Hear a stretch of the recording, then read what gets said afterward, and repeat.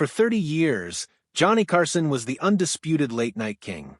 From 1962 through 1992, he occupied The Tonight Show's legendary desk, televising into millions of homes 5 nights a week. With his Midwestern affability, impeccable timing, quick wit, and even his carefree golf swing, Carson was not only a TV host, but a cultural icon. He was America's evening companion during periods of social turmoil, technological upheaval, and changes in entertainment paradigms. But despite all the intimacy that viewers experienced with him, the individual himself was persistently out of reach. Carson was notoriously close-mouthed, a man who raised a nearly impenetrable wall between the carefully crafted personality of Johnny Carson entertainer and Johnny Carson, the actual multidimensional human being who liked to keep to himself, confided in only a few people, and only occasionally shared his innermost feelings. As his producer for many years, Fred de Cordova, once put it, Johnny created a character called Johnny Carson that he played on television. The actual man was far more introspective, occasionally gloomy, and extremely picky about whom he admitted. If this kind of story touches your heart, if you're someone who cares about truth, responsibility, and speaking up for the voiceless, please like this video, subscribe to our channel, and share it with someone who should hear it. Let's get started. This selectivity carried over to practically every aspect of his life, and The Tonight Show was no different. During his iconic 30-year tenure, Carson sat down with an estimated 22,000 guests. Politicians, film actors, athletes, musicians, writers, comedians, pretty much every prominent figure in American popular culture eventually made it across his stage. But only a small percentage of those visitors were paid more than Carson's professional courtesy. To most, he was gracious, suave, and immaculately in command, never revealing his true feelings. But with an occasional handful of people, something changed. He leaned forward, the glint in his eye intensified, and his laughter came more naturally. These were Johnny's guests, the privileged few who were able to break through the screen between the television personality and the man himself. Carson's last words to some of these beloved visitors, spoken on the air, whispered in a back room, or recalled by employees, are a stunning portrait in and of themselves. Not only do they tell us what he appreciated in others, but also what he appreciated about himself: professionalism, integrity, craftsmanship, humility, and the bravery to be honest when the moment actually called for it. Consider Bob Hope, for instance.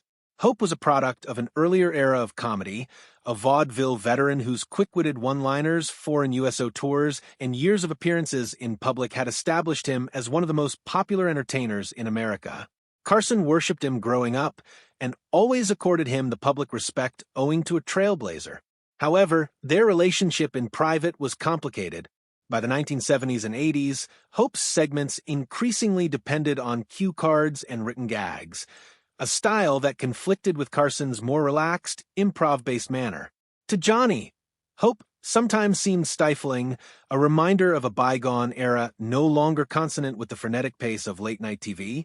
Carson's professionalism never wavered nonetheless. During Hope's last appearance, viewers witnessed only warmth and appreciation. Behind the scenes, Carson allegedly put out his hand and said, "Thanks for everything, Bob. You never missed, ever." It was classic Carson. Recognizing Hope's endless preparation and dependability, paying respects to a man whose taste was perhaps old-fashioned but whose tradition was unassailable. That dichotomy between backstage reserve and open admiration was Johnny's philosophy. In a nutshell, he was free to disagree with a person's approach, but to praise their artistry in earnest. By contrast, Dean Martin unleashed a different Johnny.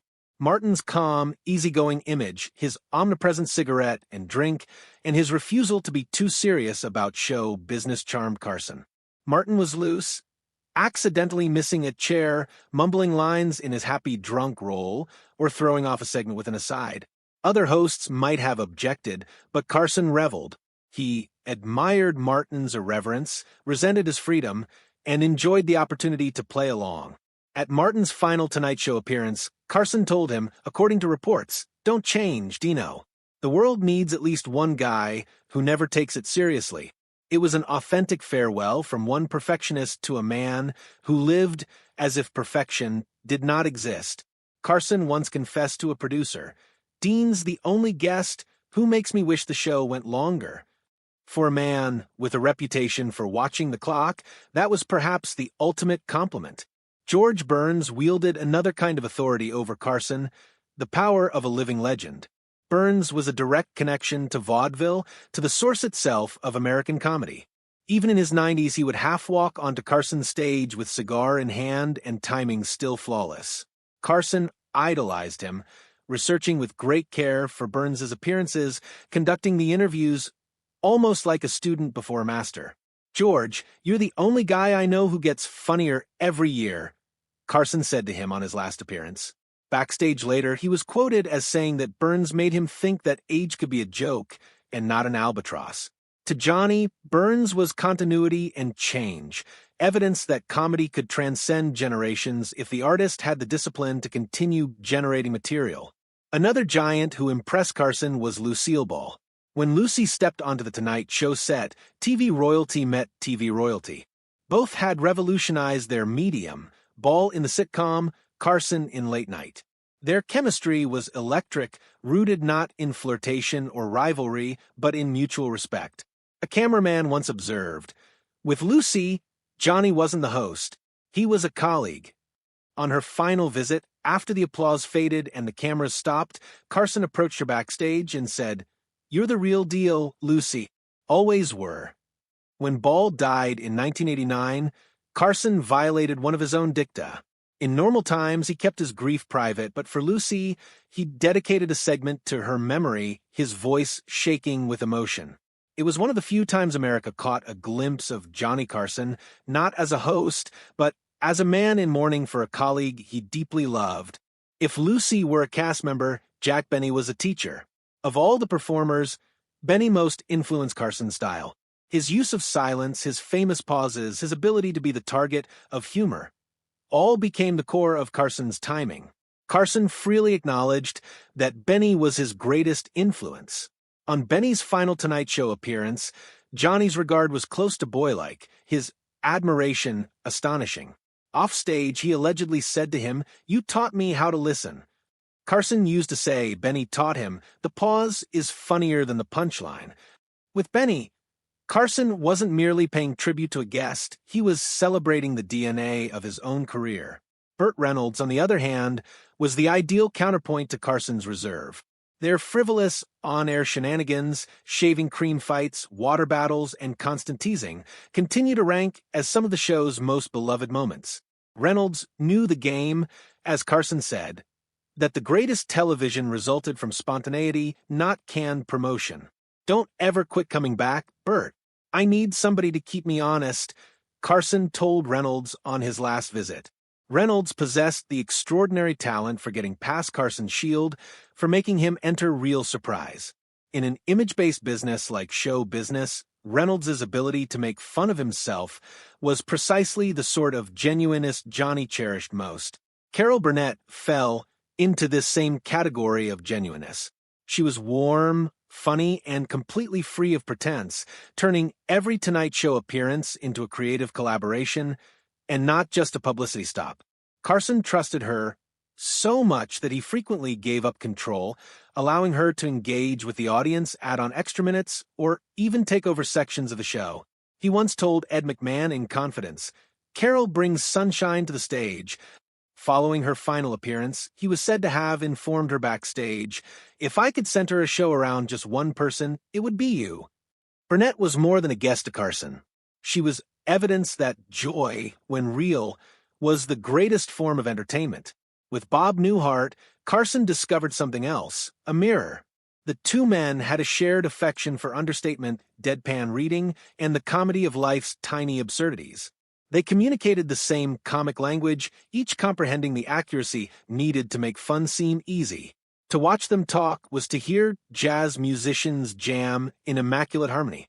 Offstage, their camaraderie strengthened, uncommon for Carson, out to golf matches and off-hour dinners. Carson, after Newhart's final Tonight Show appearance, reportedly said to him, "Nobody made it look easier, but I know how hard you worked."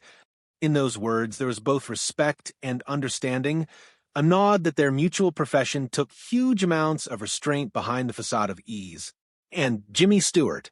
If there was one moment that encapsulated Carson's humanity on the national stage, it was Stewart's 1981 recitation of his poem for his dog, Bo. The plain lines, read in Stewart's stammering voice, cataloged the idiosyncrasies of a cherished golden retriever and the ache of his loss. Carson, the controller, the man who infrequently broke, began to weep. He said, only in a whisper, "Thanks for sharing this with me, Jimmy," but the break in his facade spoke volumes. Backstage later, he hugged Stewart and told him, "I'll never forget this. You just gave us something authentic." For viewers, the moment was indelible. For Carson, it was redemptive. It taught him that vulnerability, invoked sparingly, was more potent than any joke. Stewart, for his own unobtrusive humility and Midwestern reserve, had elicited from Johnny the sort of authenticity he spent a lifetime protecting. These 9 concluding conversations, Hope, Martin, Burns, Ball, Benny, Reynolds, Burnett, Newhart, and Stewart, inspire us about Johnny Carson more than thousands of refined interviews ever could. They illustrate his values: respect for professionalism, admiration for craftsmanship, appreciation for authenticity, and appreciation for joy and humility as the greatest art. Carson did not like fame in itself. He liked those who raised entertainment to a higher plane, be it by timing, warmth, spontaneity, or plain honesty. What makes these moments so touching is that they shattered the armor of America's most protected entertainer. For 3 decades, Carson permitted viewers to believe that they knew him, but revealed only the persona of himself he desired. But with these few visitors, the mask cracked, sometimes in humor, occasionally in awe, and once with Jimmy Stewart in tears. Those flashes reminded America that behind the polished host there existed a flesh-and-blood man, introspective, deliberate, and intensely human. Ultimately, Carson's finest asset wasn't so much his impeccable timing or unequaled interviewing ability. It was that sometimes cautiously and by design he would let his guard down, alerting us that connection, temporary as it might be, was the key to television being more than entertainment. It made television human. And in those last few words to his beloved guests, we see not only Johnny Carson the host, but Johnny Carson the human being, courteous, appreciative, quietly vulnerable, and most of all, authentic.